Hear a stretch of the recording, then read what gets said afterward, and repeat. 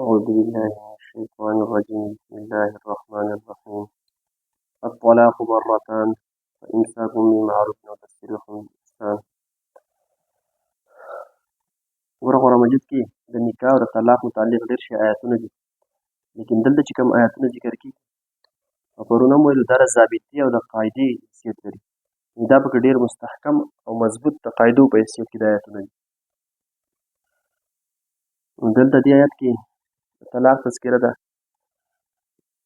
ګوره طلاق هغه غوټه یا هغه حقوق چې کوم د نکاح په ذریعه سره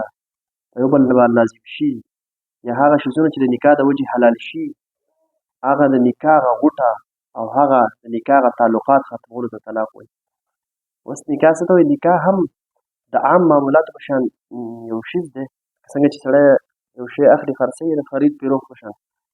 لیکن عام معاملاتو نه حکم دا بدل دی چې عام معاملات ته چې خرڅول اخیستل کې نو په هغې کې د ګواهانو ضرورت نه وي هغه د اختلاف په صورت کې جدا خبره ده چې جګړه وغیره راشي بیا د ګواهانو ضرورت شي لیکن د نکاح لپاره شرایط د عام معاملاتو نه بدل دي د هغې لپاره دا شرایط چې ګواهانو نه بغیر کېږي نه دارنګې په هغې کې ایجاب او قبول ضروري یعنې یو به ایجاب کوي مطلب دا چې هغه خلک چې په موږ چې په هغه کې چې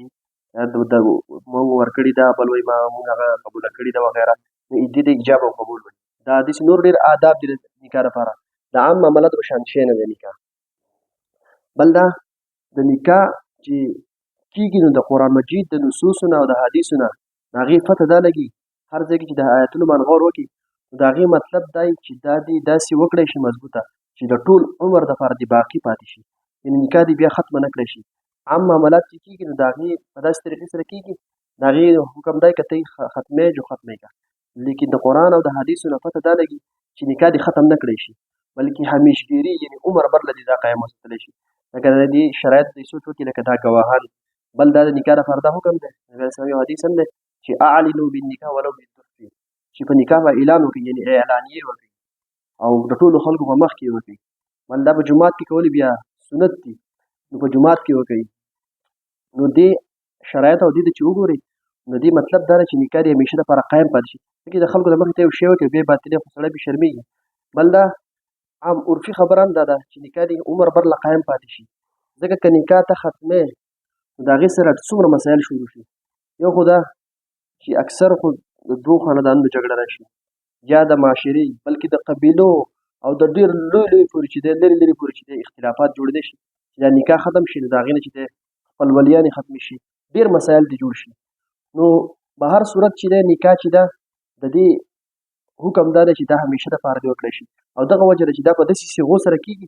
دا نکاح چې کېږي دا د ماضۍ په صیغو سره کېږي یعنې په ماضۍ کې مضبوطوالی تېره شوې زمانه کې نو نکاح چې کله کېږي نو هغې لپاره هم چې کوم الفاظ استعمالوي که په پښتو کې که په عربۍ کې نو د ماضۍ الفاظ استعمالوي د هغې وجه دی چې دا په دې کې مضبوطوالی راشي همیشوالی پکې راشي خو بیا هم کله کله داسې کېدی شي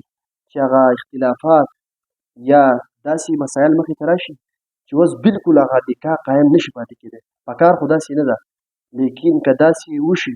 نو بیا هم یو اختیار خو پکار دی که نه اوس که معاملات الټه خرابېږي چې پاتې کېږي نو د نکاح نه هغه پاتې کولو کې ډېر نقصانات دي د الله پاک حدود یعنې د الله پاک احکامات نه ادا کېږي یا دا چې په منځ کې داسې اختلافونه داسې دغه جوړېږي چې الټه دښمنیانې ترې جوړېږي نو بیا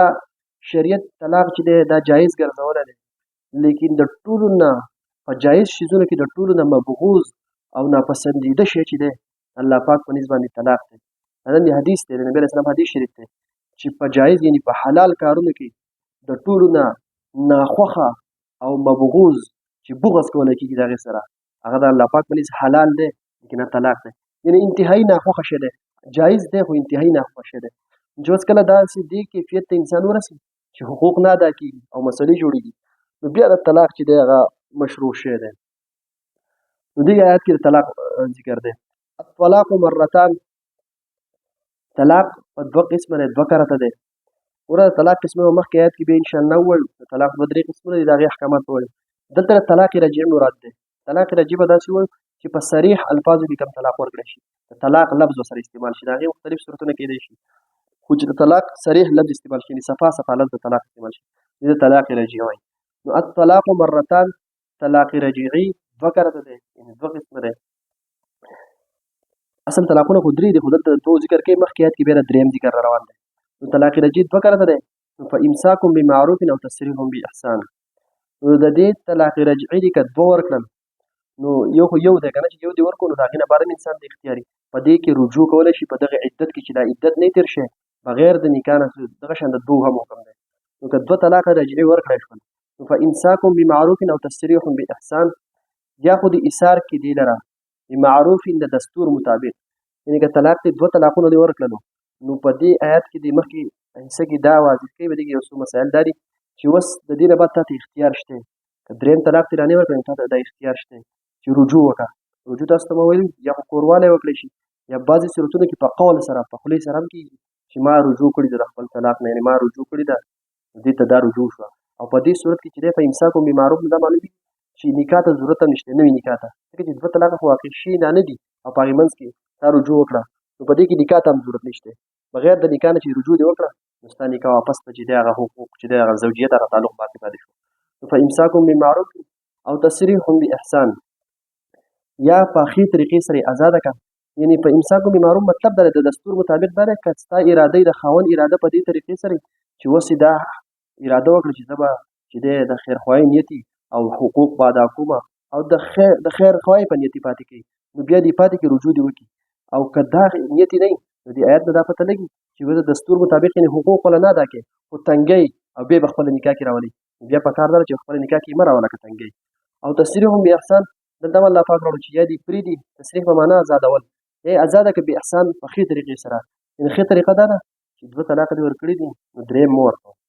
او په غصې او په دغه کې اوس مه راځه په جوش، بلکې بیا هم که پرېږدي نو هم په ښه طریقه. دغه دوه طلاقه دې ورکړي، اوس انتظار کوه چې کله عدت تېر شي پخپله به دې د طلاقونه واقع شي، نو درېیم ته پکې اړو ضرورت رانغستا له نکاح نه چې دی ازاده کړه. نو تسریح باحسان کې دې ته اشاره ده، یا تسریح باحسان کې دې ته اشاره ده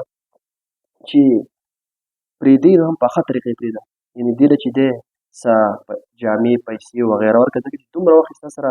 زندګي تېره شوې ده نو دومره غوسه او په دغه وخت کې چې دی جنګونه مه کوه، بلکې که پرېږدي هم نو په یو طریقې پرېږده چې دې له سره د خپل وس مطابق، لکه نورو آیتونو کې راځي که نه ومتعوهن على الموسع قدره على المقتر قدره، چې دې له متعه ورکړئ، یعنې جامې کپړې وغیره وله ورکړئ، خو د خپل قدر مطابق څومره طاقت کېږي. نو او تسریح باحسان کې دې ته اشاره ده چې په ښې طریقې سره یې پرېږدئ، که تاسو حقوق نه پاتې کوئ، یعنې طلاق ورکړئ خو بل طلاق ونه مه ورکړئ، درېیم ته ضرورت نشته. ولا يحل لكم ان تاخذوا مما اتيتموهن شيئا، الله پاک فرمایي چې تاسو لپاره حلال نه دي دا چې تاسو والئ د هغې څه نه چې تاسو دې له ورکړي، یعنې دا حلال نه دي، اصل کې د طلاق د اختیار یې خاوند له ورکړی دی، او په دې کې هم د الله پاک یو راز دی چې ځکه یې خاوند له ورکړی چې ښځه چې دا ډېر زر مغلوبه کېږي او یو معمولي خبره کې راشي نو دا چې دی به دې کیفیت بدلېږي، او په سړي کې چې هم سوچ سمج او فکر سیوی نو دې اختیار یې د خاوند له ورکړی چې ته طلاق دا اختیار ستا سره دی، بالکل آزاد یې پکې نه دی پرېښودی چې اوس ته بالکل آزاد دې وورکوي، لیکن اختیار یې خاوند له ورکړی. بعضې صورتونه داسې دي چې اوس بالکل ظلم کېږي، په هغې صورت کې ښځې لا هم اختیار ورکړی، لکه اوس بالکل تنګۍ او وروره ظلمونه پرې کوي، بیا هغه یو صورت ته چې حاکم ته به لاړه شي دا ښځه او مطالبه به وکړي او خپل شکایت به ورسره هم پېښ کړي چې دا مسله شته، هغه به ثابته کړي هغه مسله، نو په هغې صورت کې چې د ده لپاره فسخ به وکړی شي یا چې د نکاح د دې خاوند نه به یې طلاق طلب کړی شي. نو ولا یحل لکم کې دې ته اشاره ده چې د خاوندانو د مذکر صیغه راوړي چې ستاسو لپاره حلال نه دي، یعنې د طلاق خو تاسو د الله پاک اجازت یعنې درکړی دی که مسله جوړه شي، لیکن حلال دا نه دي چې تاسو طلاق ورکړئ دې چې تاسو مخکې پې سم مال لګولی یا څه یې وله ورکړي تاسو ته هغه خپل سامانونه او مالونه والئ، یا دا چې تاسو وله کوم مهر ورکړی دی هغه مهر نه دې سمالئ بلکې طلاق ورکوئ نو بغیر د دغې هر څه نه یې ورکړئ. ان تأخذو دا چې تاسو والئ مما د هغې څه نه اتیتموهن چې تاسو دې ورکړي، یعنې هغه که عام مالي او که مهر یې شیئا څه شی، الا ان یخافا الله یقیم حدود الله، مګر یو صورت استثنایی کوي چې جایز خو نه دي چې تاسو د دې نه څه مال والئ طلاق وبدله، مګر یو صورت کې جایز دي الله الا ان یخافا الله یقیم حدود الله، چې د خاوند او د ښځې دواړو ته دا یره پیدا شي چې اوس د الله پاک حدود نه قایمېږي، یعنې هغه طبیعتونو کې او په هغه دغه کې دومره لرېوالی راغلی دی چې اوس په یوه طریقه هم دروغ نشي پاتې کېدی، یا داسې دي چې شرعي احکام چې کوم حقوق په دې لازم دي د شریعت له طرفه هغه حقوق د شریعت هغه احکامات اوس نه ادا کېږي، یعنې د الله پاک حدود د الله پاک ټولې د الله پاک احکامات کې اوس نه ادا کېږي، یره پیدا کړه. نو فإن خفتم الله یقیم حدود الله، که چېرې تاسو ته یره پیدا شي چې تاسو به قایم نه کړئ د الله پاک د حدود یعنې د الله پاک احکامات، نو فلا جناح علیهما فیما ابتدت به، نو په دې کې بله مسله الله پاک ذکر کړه د طلاقونو دوه طلاق ذکر شو یو طلاق مخکې را روان دی درېیم لیکن په دې منځ کې الله پاک یو بله مسله ذکر کوي چې یو ته خله په عرف کې موږ ته څه وایو خله ځای چې ښځه چې دی دا خاوند له څه لږ مال ورکړي او د هغې په بدله کې دی طلاق دې طلب کړي خاوند د هغې په بدله کې طلاق ورکړي نو دا یو صورت کې دا جایز ده دا خله چې د الله پاک حدود نشي قایمولی نو په دې صورت کې او یا په دې ښځه باندې ډېر ظلمونه کوي نو په دې صورت کې د ښځې ته دغه اختیار ورکړی شوی دی چې ګناه نشته په تاسو دواړو په دې ښځه خاوند فی مبتدت به په هغې څه کې چې دا ښځه یې ورکړي او د هغې بدله کې سره درکړي دا ښځه وله ورکړي د خپل مهر نه یا وله نور څه مال ورکړي او دا ورته مطالبه وکړي چې دې بدله کې ماله طلاق راکړه لیکن دومره قدرې به کوي چې د مهر نه زیات فدیه به ترې نه لي یعنې خاوند چې طلاق ورکوي نو چې څومره یې مهر ورکړی هغې نه به ترې زیات نه لي نو دغې ته چې خله کوم چې عام عرف کې چې دی به دې دغه ورته ویلی کېږي نو په دغه یو صورت کې اجازت ورکړی شو چې ښځه که پیسې ورکړي وغیره څه مال ورکړي نو خاوند ورله په دې کې طلاق ورکولی شي تلک حدود الله او دا د الله پاک حدود دي فلا تعتدوها د الله پاک د حدود ور تجاوز مه کوئ دا د الله پاک احکامات دي چې په کومه طریقه بیانېږي هغه طریقې پرې عمل کوئ هغې نه تجاوز مه کوئ ومن یتعد حدود الله او څوک چې تجاوز کوي د الله پاک د حدودو نه فاولئک هم الظالمون دغه خلک چې ډېر ظالمان دي مخکې آیت کې چې دی درېیم طلاق ذکر را روان دی انشاءالله د هغې سره بیا وضاحت د طلاقونو د هغې د احکاماتو ټولو طلاقونو وضاحت وکړو ترجمې ته وکړو أعوذ بالله من الشيطان الرجيم بسم الله الرحمن الرحيم الطلاق مرتان طلاق رجعي دوه ده فإمساك بمعروف پس ایثار کوي په دستور مطابق او تصریح بإحسان یا پرېږدئ د ښې طریقې سره ولا يحل لكم او حلال نه دي ستاسو دپاره ان تأخذوا دا چې تاسو والئ مما د هغې څه نه آتیتموهن چې تاسو ورکړي دي دې ښځو له شیئا څه شیز الا مګر دا چې ان یخافا دې ښځې خاوند دواړو ته یره پیدا شي الله یقیما حدود الله چې دې دواړه به قایم نه کړي د الله پاک حکمونه یا چې دې دواړه به قایم نه کړي د الله پاک حدود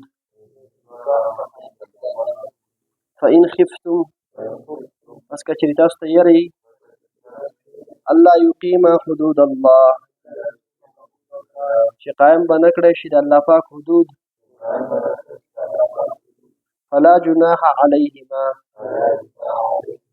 نشته دی ګناه په دې دواړو باندې فیما افتدت به هغې څه کې چې دا ښځه یې ورکوي تلک حدود الله دا د الله پاک حکمونه دي فلا تعتدوها تاسو تجاوز مه کوئ د دې نه ومن یتعد حدود الله او چا چې تجاوز وکړو د الله پاک د احکاماتو نه فاولئک هم الظالمون پس دغه خلک ظالمان دی